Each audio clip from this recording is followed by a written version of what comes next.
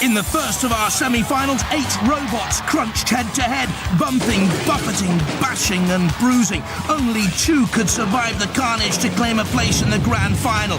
They were simply the best, fanning the flames of desire, Firestorm with its spark of ingenuity, and Chaos too. Now from our second semi-final, who else will go through?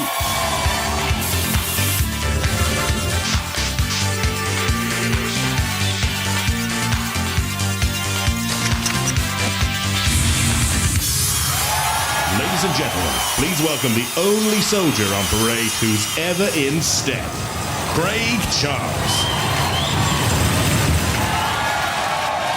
This is it. The most important event in the robotic calendar so far. The second of our Robot Wars semi-finals.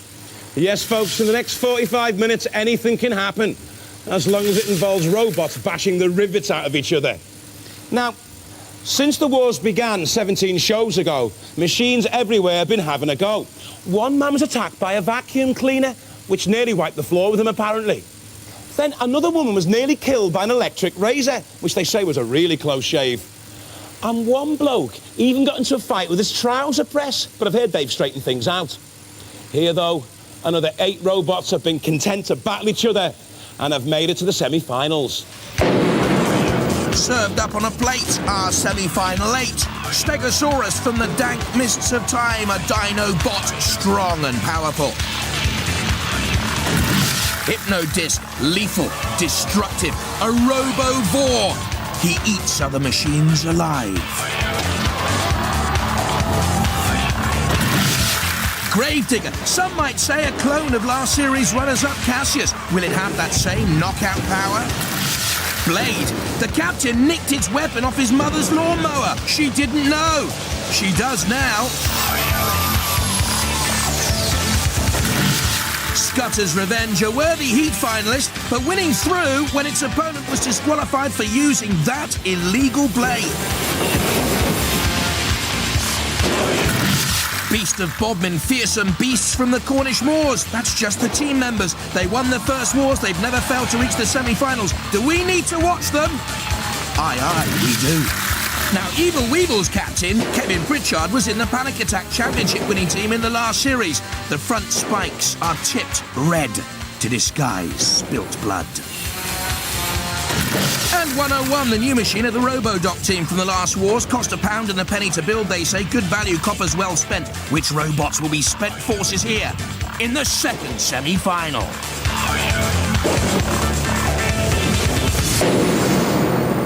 As usual, tonight's contenders will enter a grueling knockout competition. Except these robots are the fiercest of the fierce. Don't expect the Queensberry rules to rear their ugly heads here. And in the end, only 2 survivors can return for next week's grand final. Robot Wars the Armageddon. Craig, it's 101 first up with its spikes against Scudder's Revenge and the Bulldozer Blade. Gravedigger, a wedge with lifting arm against Stegosaurus and the Power. Beast of Bobbin, quickest in the arena here against the Whirling Blade. And Evil Weevil up against it with Hypnodisc. But enough talk. Let's get bashing.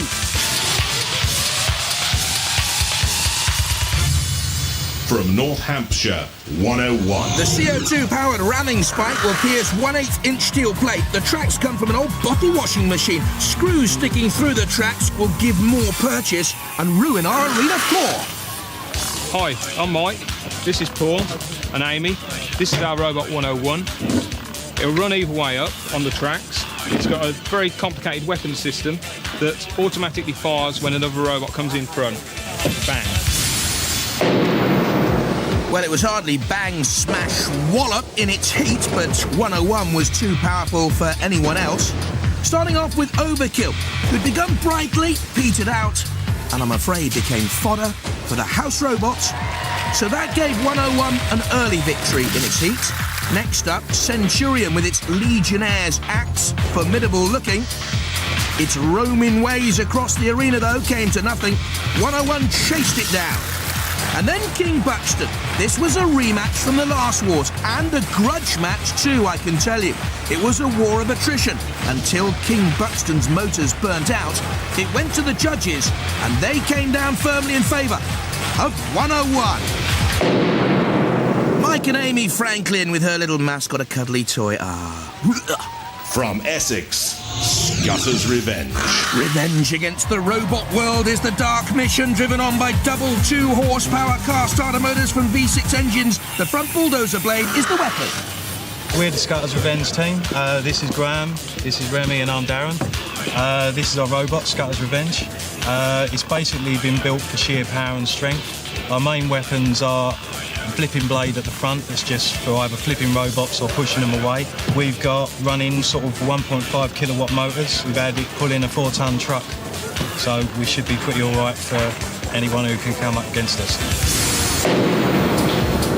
Zeus were first up against Scudder's Revenge, and the power of the push clearly seen here. Hardly a godlike performance from Zeus. Then rather hot under the collar, and ended up broiled in the pit, Thermidor. In the heat final, Scudder's Revenge was actually beaten by Pussycat, but they were disqualified for using an illegal hardened steel blade.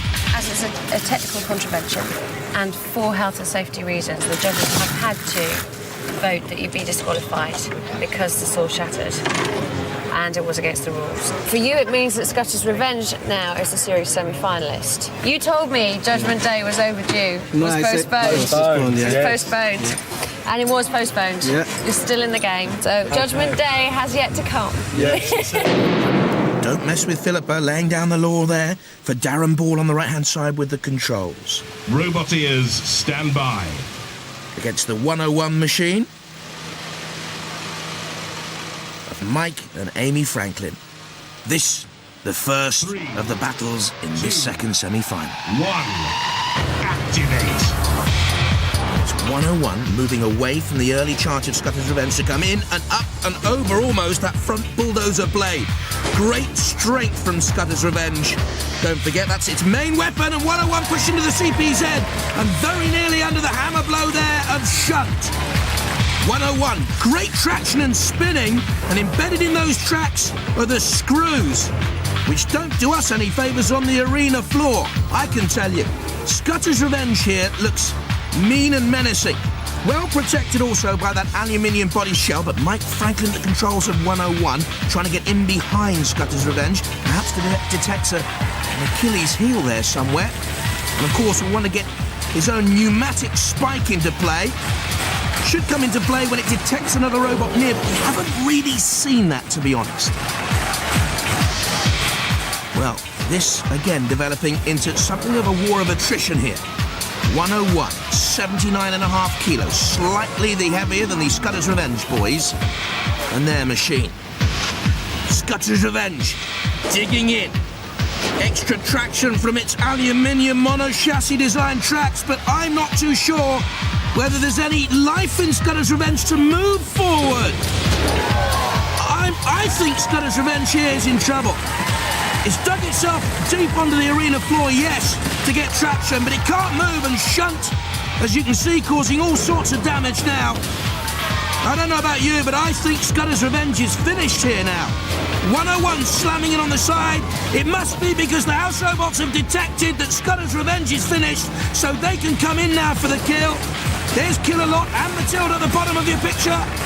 Now to bring in the big chainsaw, and Killalot said, no, this baby's mine. I want Scudder's Revenge. Let me finish off Scudder's Revenge. It's finished whatever way. 101 the winners with Mike and Amy. Well, just anything called a scutter not to clean up.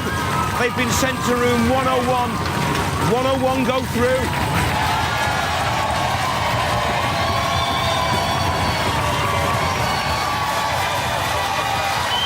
We gave it a good fight, and then we started to lose power near the end, and that was it basically. It's a good It was fight, a and great they won. fight. Yeah. It was really good.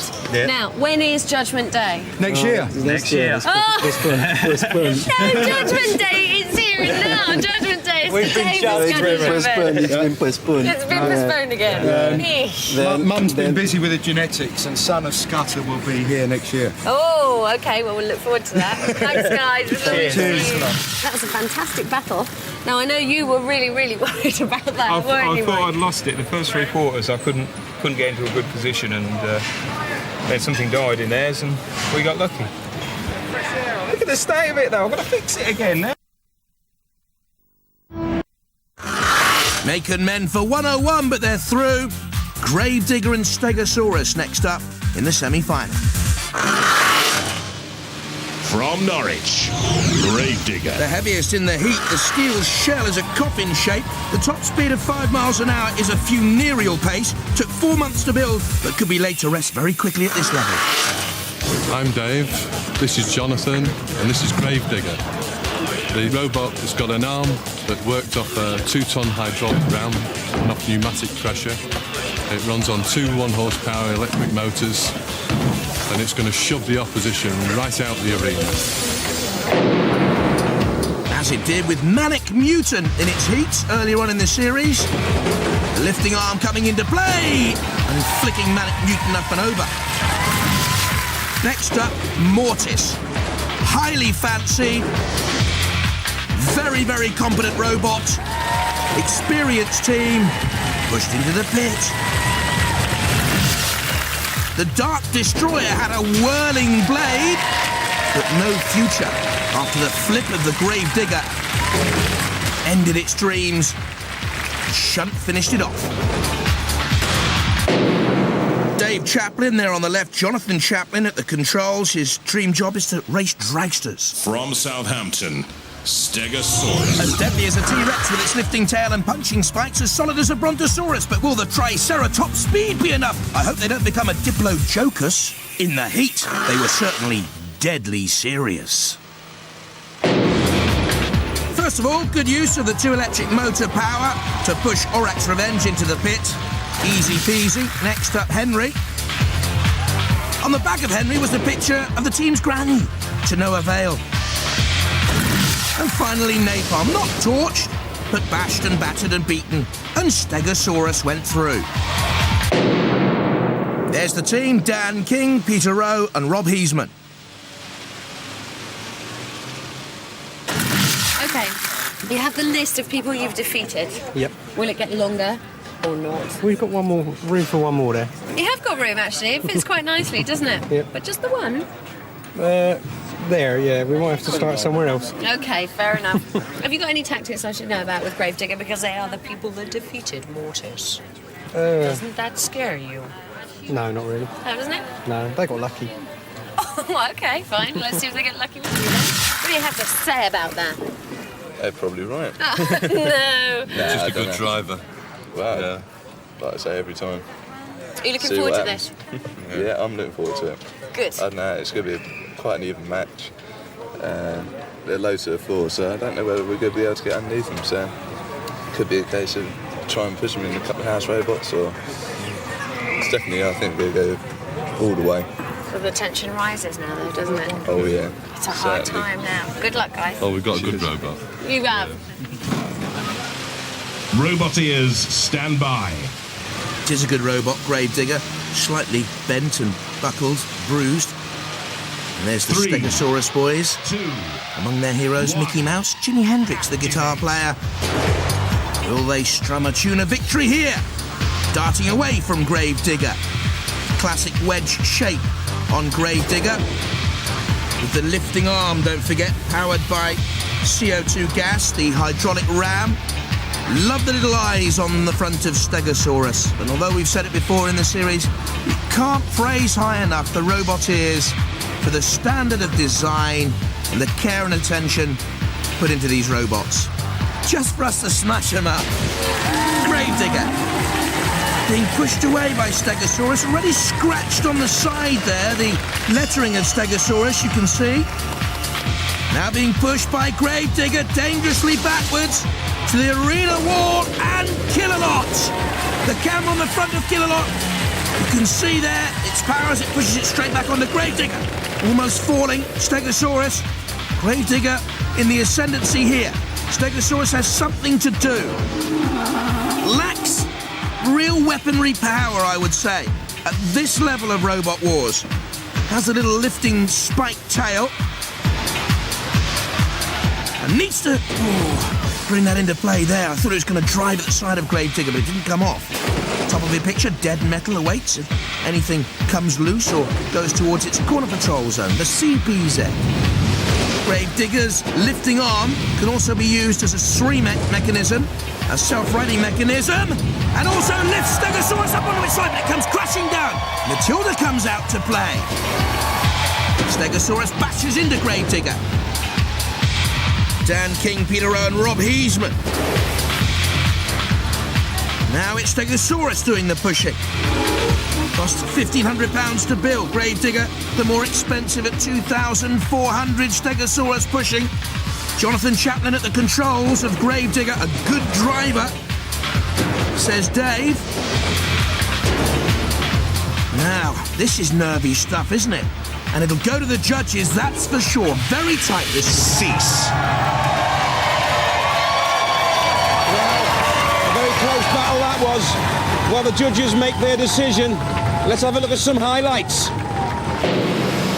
Don't forget, they're judging on style, control, damage caused, aggression. Here, Gravedigger trying to move in on the attack on Stegosaurus, head to head, but it's Gravedigger doing the pushing. That could be one of the most significant moments of this battle. Again, Gravedigger thrusting against Stegosaurus. I think Gravedigger was the more aggressive of the two, to be honest. But then it's not up to me, it's up to the judges. Matilda pushes Gravedigger away. Stegosaurus, this time pushing Gravedigger back, using that little tail at the rear end. Very even, isn't it? And the judges have made the decision. The dinosaurs are not extinct yet. Stegosaurus goes through.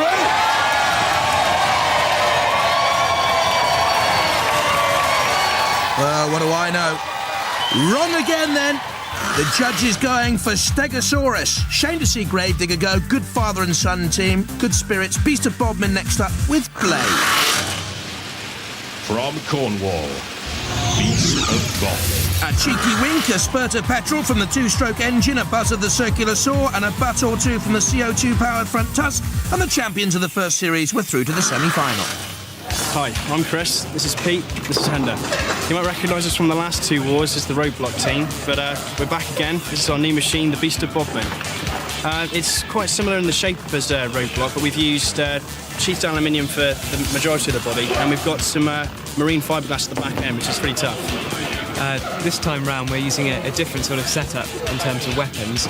We've got a CO2 powered ram up at the front, but again we're using a petrol driven circular saw at the back. We've also got two animated eyes which are there really for fun and a bit of effect. Those eyes staring straight into trouble in the first battle of its heat against Crusher. The problem with Crusher, the track came off, having caused damage to the Beast of Bodmin. And from then on, there was only going to be one winner. You can see the sort of damage that Beast of Bodmin sustained in that first battle. Onslaught was easily toppled. Up and over. Much lighter robot, couldn't compete with the Beast. In the heat final, it was Invertebrat. Matilda had a go at Invertebrat. Got stuck on the arena spikes too, really. And the Beast of Bodmin was far too strong, making it in to this semi-final.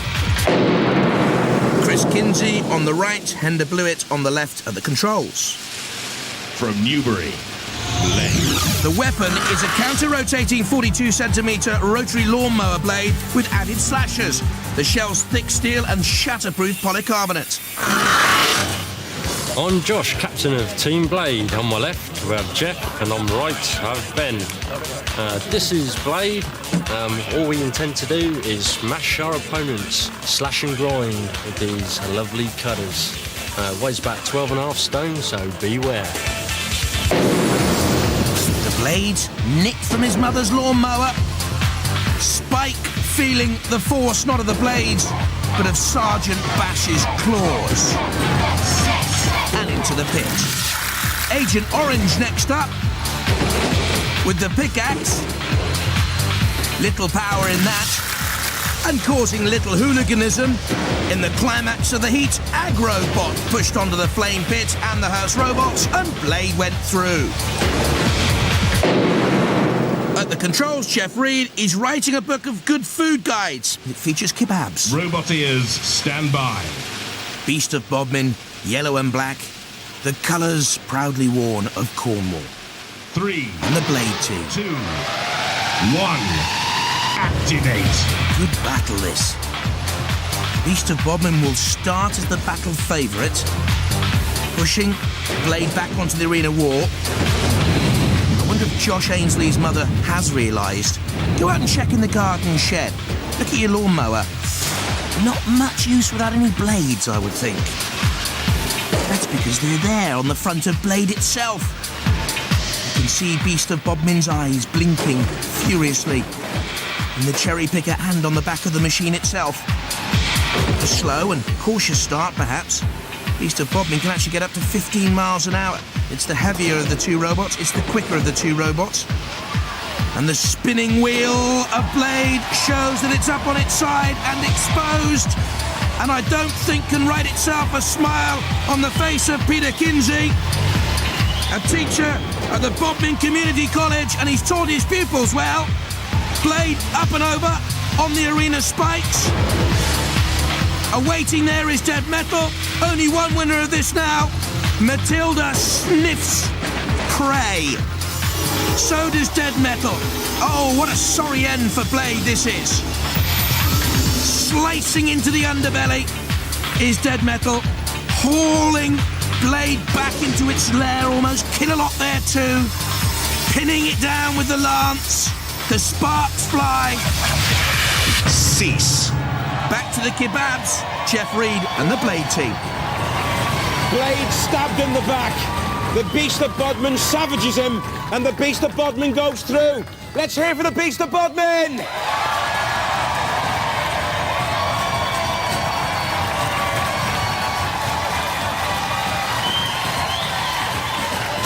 But look on the bright side, he's going to get terribly told off for the damage to his old ears mower. It is. I think I'm going to have to go out.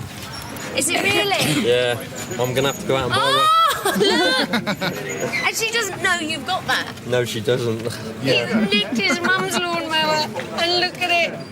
Look at it. Look at it. You in trouble, boy. Yeah, that's the worst of my troubles, I think. What are you going to say to her? I don't know.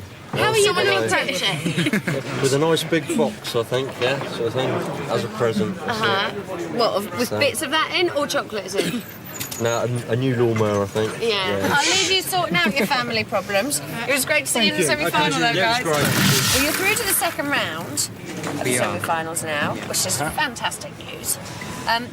Is it really? I mean, because when it was trying to wink, it did look like it was suffering. Oh, it's a bit tired. That's what it is. It needs feeding. Yeah? Yes. But you're fairly confident that you'll be up and running and full of action for... We'll be ready. I think it's a slight temptation at the start, but okay. We will. So Beast of Bodmin growls onwards. Blade go out. Evil Weevil against Hypnodisc next up. From Cardiff in Wales, Evil Weevil. Electric-operated spikes, the Shell ballistic fiberglass. Kevin Pritchard, a real winner, took 3 months and coughed up £400 with his team from Llantarn School to build this. Hi, I'm Andrew, this is Michael, and this is our teacher, Mr. Pritchard. And this is our robot, Evil Weevil, representing the Llantarn School. The shell is made out of fiberglass and Kevlar. And these are our main weapons. Some lifting claws, which can do some pretty nifty damage.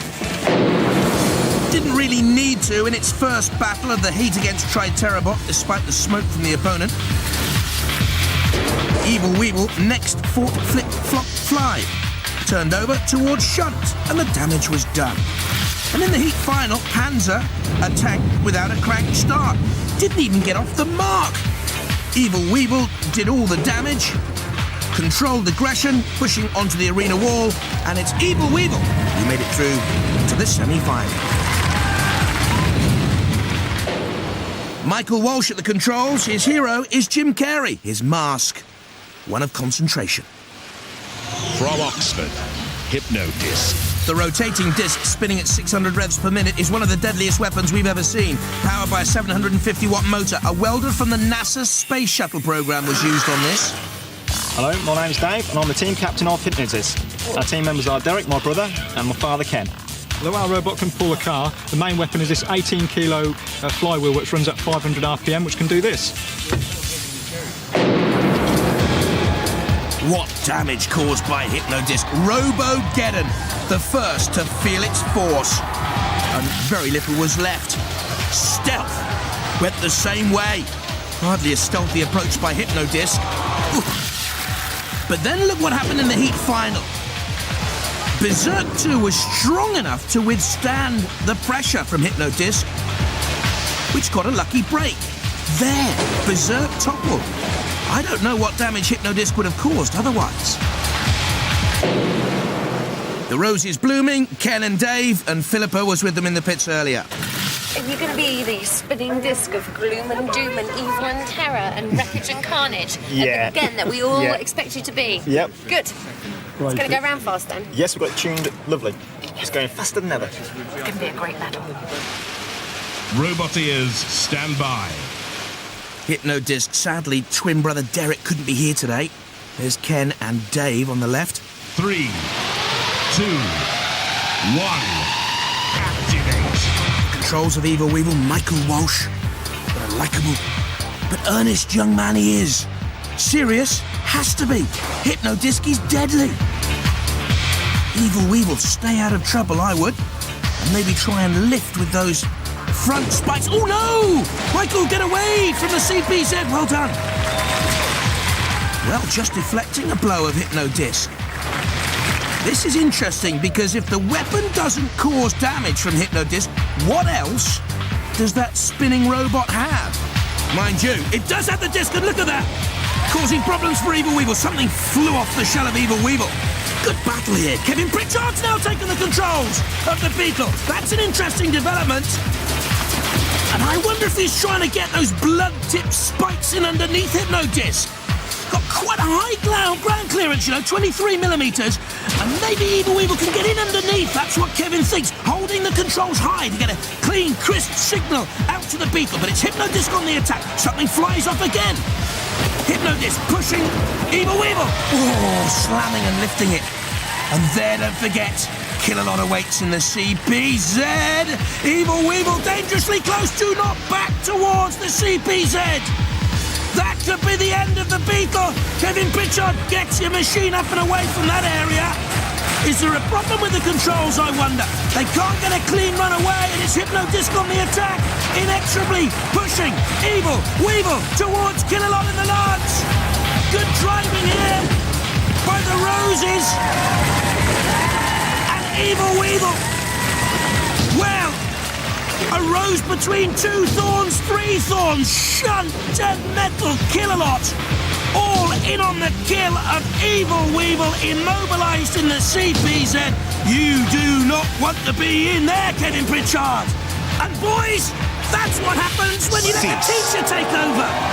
Well, Evil Weevil is exterminated. Hypnodisc goes to the renter kill. Hypnodisc goes through.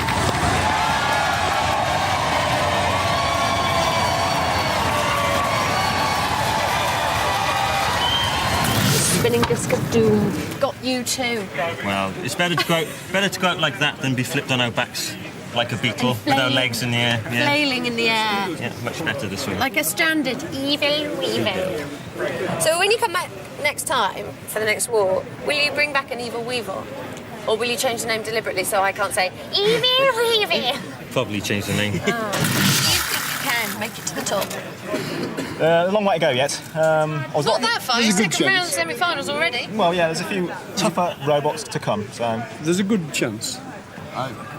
It's just the fear of the flipper, isn't it? That's the only thing. Yes, we have the flipper, yeah. So we've got a pretty good gap at the front where they can get under. We have to try and avoid I know, but that. but you just deflect them every time they try and come near you. Yeah, So far. that's the defence, isn't it? Yeah. They knock them away, Yeah. so they can't get the flipping. They can't get the flipping. Flipper. Yeah. We know what we're talking about, honest. We're dancing a Hypno-Disco through with Beast of Bodmin, Stegosaurus and 101. And this is how they line up.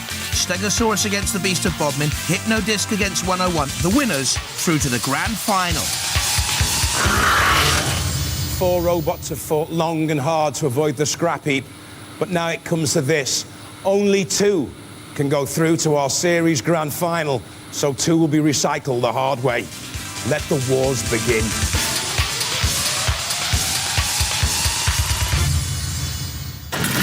Stegosaurus team, it's time. How do you feel? Have the nerves worn off yet, or are you getting more nervous for each round? No, they're wearing off as it goes on. It was really nerve-wracking when we first went in, but as it goes on, you get to know what it's like. You know, it's not so bad. You're up against the dark beast of Bodmin. Doesn't scare us. No? No. Fantastic, okay. The moment is just almost upon us. It's getting rather exciting. It's getting It's nerve-wracking. getting very exciting, very nerve-wracking. Very nerve-wracking, yes. Anything else? Your weapon's still not working. The weapon's still not working. You don't think you need it? Well, why did you put it in there in the first We've got place a then? powerful wink. And we would like the engine. We've worked hard to try and get it to work, but I mean, we have to accept it. We're not going to have it. We've got this far without it, so I mean, it would be great to We'd have love it. to have it. but Can you win Robot Wars? Don't think so. Our rink, the curtains in the air. Really? Yeah. This one's for Cornwall. This one's for Cornwall, yeah. Okay. All right, good luck, guys. Roboteers, stand by. Stegosaurus, from the mists of time. Dan, Peter and Rob, and Beast of Bodmin like the Cornish legend Trelawney, up to fight for the name of the duchy. Beast of Bodmin cruising slowly. Stegosaurus rolls away. They're the wedge shape on the front of Beast of Bodmin, slightly bashed and dented, but of course scars of war, worthy trophies. At this stage, they've come such a long way. They've never failed to reach the semi-finals. The team from Beast of Bodmin, roadblock champions of the first series. Stegosaurus, done magnificently to get this far. I think they've surprised all of us, to be honest. Bumping and pushing. Ooh, one of the eyes shut. I think they've got a black eye, Beast of Bodmin. Chris Kinsey, the team captain at the controls. Stegosaurus pushing back on Beast of Bodmin. Well, a curious myopic look now. Beast of Bodmin becomes something of a cyclops. Can't get its own weaponry into gear either. I think Beast of Bodmin has a real problem here. Stegosaurus nervously nudging away, almost as if it can't quite believe what it's done here. Look there at the punishment! Shunt on the top of Beast of Bodmin. Well, Beast of Bodmin lifted into the air, great weight, almost pulling Shunt over. But is the Beast immobilised here? Is the Beast of Bodmin more myth than reality? A wry smile on the face of Peter Kinsey, who once showed off his technology project to the Prince of Wales. At the moment, it's the house robots showing off because they sense a kill. Shall Trelawney live, or shall Trelawney die? 10,000 Cornish men will ask the reason why. The reason why you are immobilised, boys from the Beast of Bodmin. And in comes Shunt. Oh, and over goes the great flipper. Beast of Bodmin rolls upright. They're laughing through it all, but they know they're a beaten force. It is safe to go back on the moors because the beast has been tamed by Stegosaurus.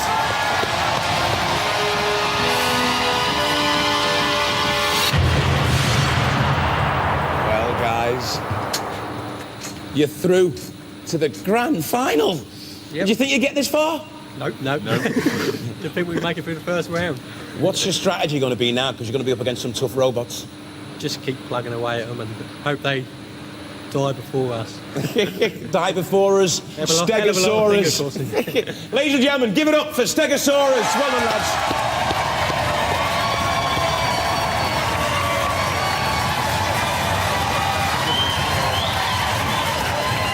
What happened to this robot?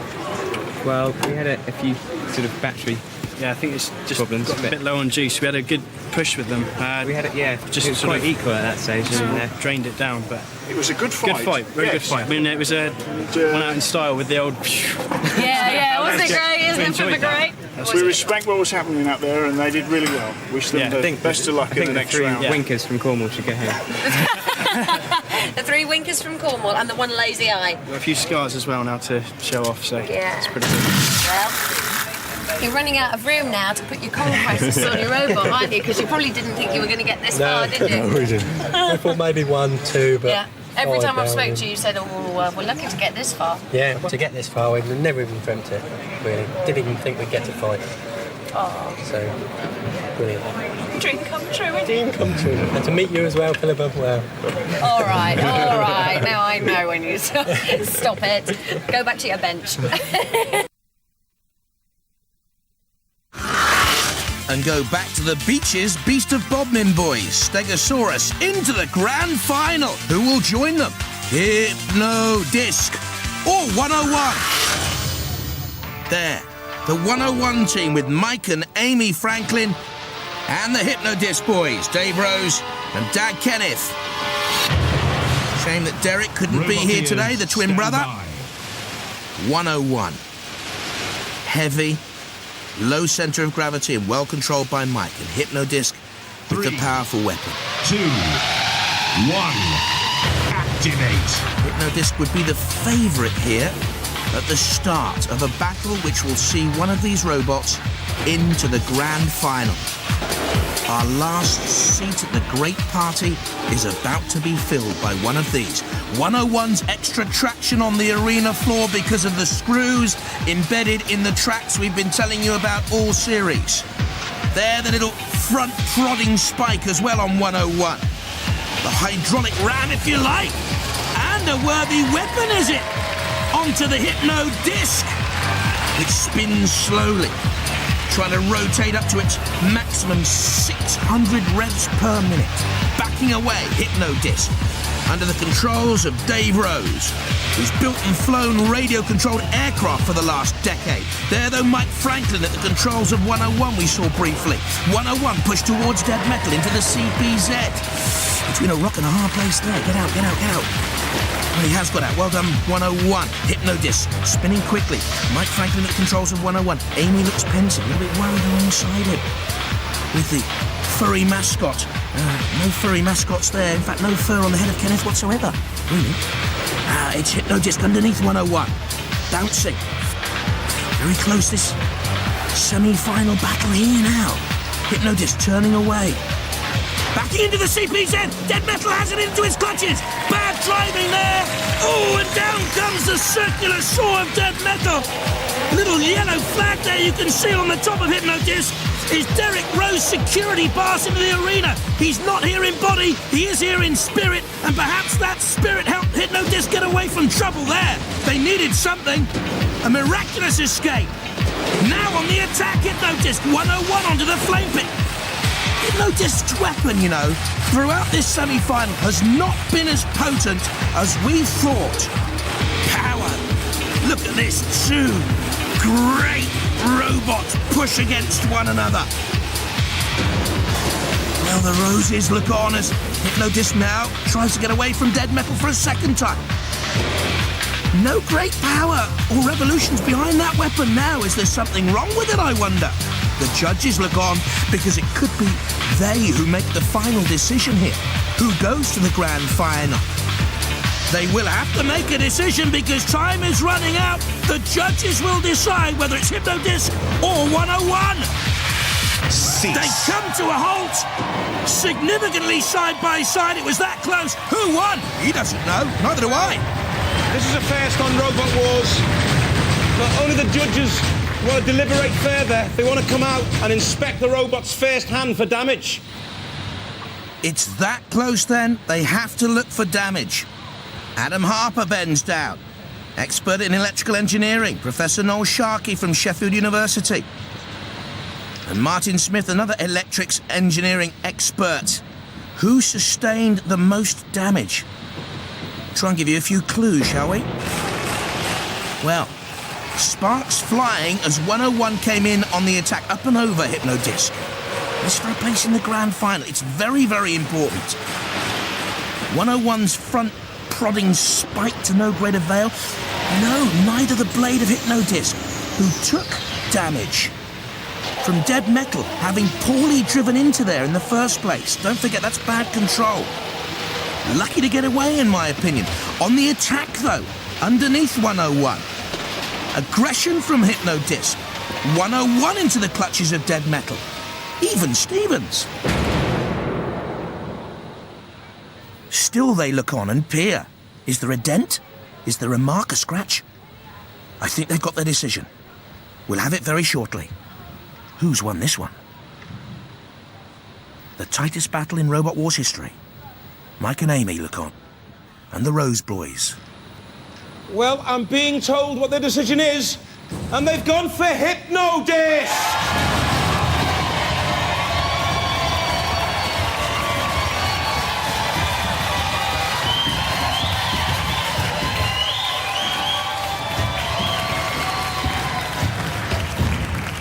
I'm sorry, little Amy. Are you upset? I know, but you'll come back next year and try and win again? Maybe. You did very well. We did really well. You got through to the series semi-finals and you did very, very well. Have you got a little poem for me? I heard you're a budding poet. Yes. Can I hear it? Oh, wow, look at this. It's called Craig. Okay. Craig is a trooper who works all day long. He always gets the cameras wrong. When his favourite robot wins, he grins and grins. He really... What's that say? Likes Amy. He really likes Amy and her bunny. We think he's really funny. He gets his lines wrong again and again, but we like him all the same. Thank you very much.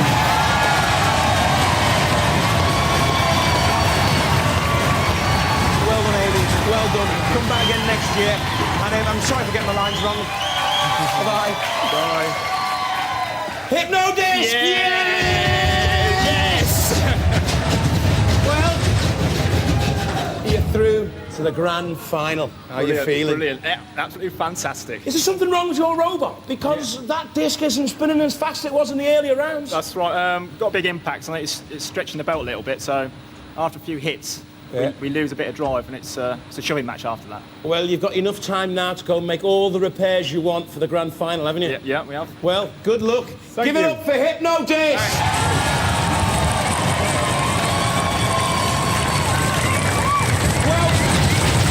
Who cares about the ozone or if the ice cap thaws? We're environmentally unfriendly on Robot Wars. Bye-bye. So we now have our 4 grand finalists. Firestorm with power to lift and raise, to roll over and topple. To flick and manoeuvre, steady driving skills. Cool and collected, this one. Chaos 2, with a lethal lifting and tossing flipper, virtually undamaged, unscathed and looking unbeatable. Can anything stop the rock and roll dance of this one? Stegosaurus, strength to push, yes. Surprising victories, it could yet stun us all. And the big question for the remaining finalists, can the Hypno Disc team get that weapon working properly? If so, get ready to wince, to gasp and gape, to cheer and fear the grand final of Robot Wars. Now that's fighting talk.